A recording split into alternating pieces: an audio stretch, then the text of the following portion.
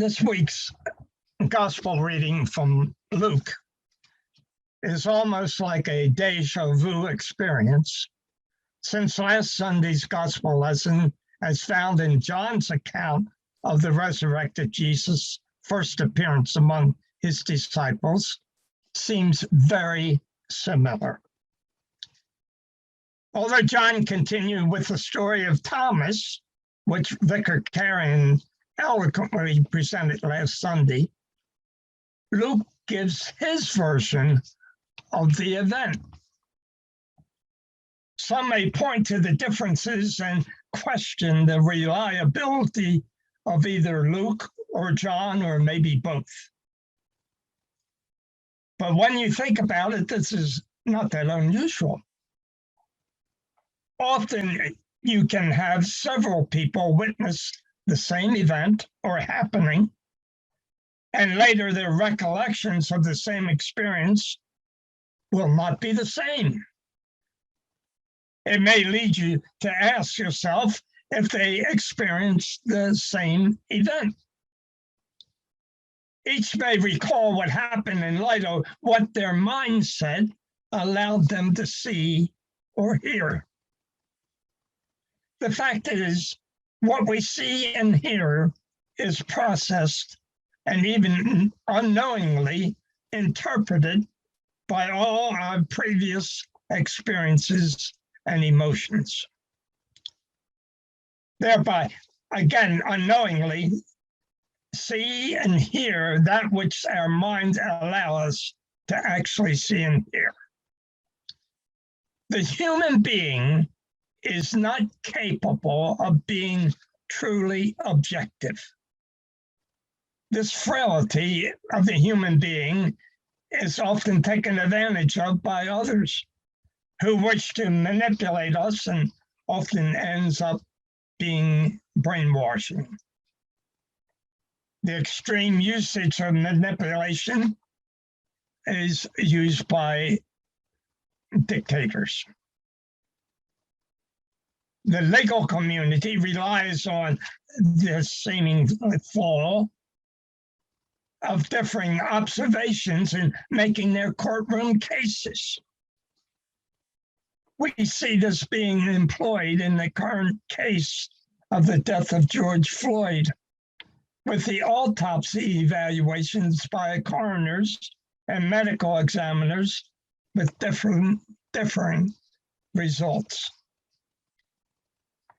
Therefore, it is not unusual to not only see some similarities, but also differences in the account of the first appearance of Jesus to his disciples. John was most likely a disciple of Jesus, and some would say his gospel was written late in his life and reflected more of his personal convictions and theological thinking than with a historic mindset.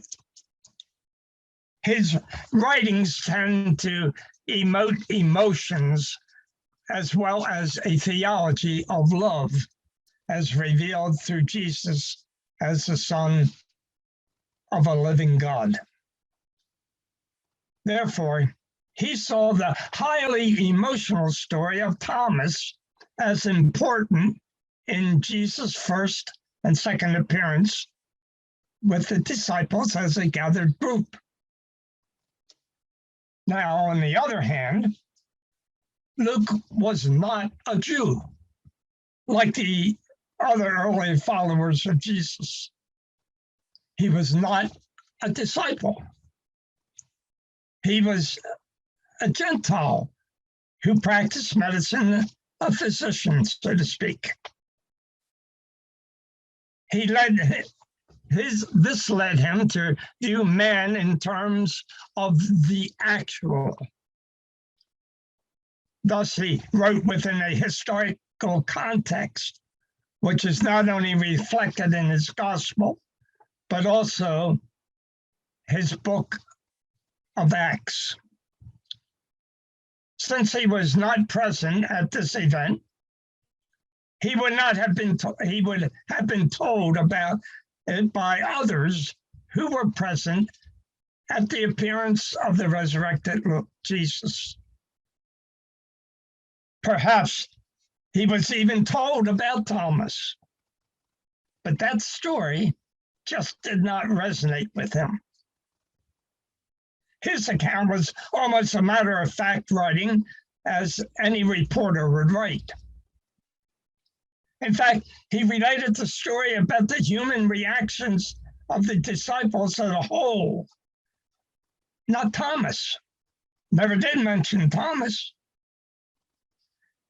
He wrote, they were startled and terrified and thought they were seeing a ghost. This disciples' reactions were very human when actually seeing someone who had died standing in their midst. I guess maybe some of us would either start running or just stand frozen in place out of fear if we would be so confronted. John did not record such fear. Unlike John also, the disciples needed further convincing than just his presence. It is here that Luke intertwines John's story of Thomas, and it attributes the Thomas's doubts as being the disciples' doubts. Why are you frightened? Why do doubts arise in your hearts? Look at my hands and my feet. See that it is I myself. Touch me and see. For a ghost does not have flesh and bones, as you see that I have.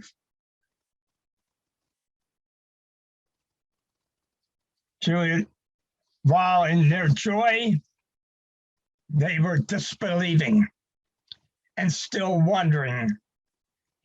He said to them, have you anything here to eat? They gave him a piece of broiled fish, and he took it and ate in their presence. Proof that he was not a ghost. If Luke knew about the Thomas story, it wasn't important to him, for the disciples as a whole were his focus. His account related that the disciples needed more proof in order for them to believe. In his mindset, when hearing about the event, he saw the disciples having the very normal reaction which people would have with such an experience: fear and doubt. Therefore, unlike John, whose emphasis upon faith was enough for his readers, Luke picked up on the disciples' continuing doubt, like most people would have. They seem to have needed more proof that Jesus was just not a ghost or a mirage of some kind. Luke saw the act of Jesus eating of the fish was of paramount importance for not only the disciples, but people to believe, especially in the Gentile world. That action was something of the actual world and not just some mystical experience. Such proof was not seen as important to John, who was governed by faith. No less, he had personally witnessed the risen Christ. Both of the gospel writers, though, saw the physical appearance of the resurrected Christ as being of utmost importance, and therefore they processed what they saw and wrote in light of their own mindset. They emphasized what they thought would be helpful to their readers to believe the good news that Jesus did conquer death and rose from the dead. In either case, the central truth would prevail. He is risen. Both gospel accounts of this event end in reinforcing the writer's mindset and what they saw or heard concerning this event. John ends with the emphasis on the doubting Thomas, which calls for his readers to have faith in order to believe the resurrection which was told to them in the message of his story. He wrote, "But these are written so that you may come to believe that Jesus is the Messiah, the Son of God, and that through believing you may have life in his name." Now Luke ends with a different emphasis, for he concluded, quote, "Then he, Jesus, opened their minds to understand the scriptures, and he said to them, thus it is written, that the Messiah is to suffer and to rise from the dead on the third day, and that repentance and forgiveness of sins is to be proclaimed in his name to all nations, beginning from Jerusalem. You are witnesses of these things," he wrote. Now Luke places emphasis on the need for the disciples first to begin witnessing to their fellow Jews in Jerusalem, and then proclaiming Christ's message and his resurrection to all of the world, all nations, Jew and Gentile alike. Luke's message thus became one of mission.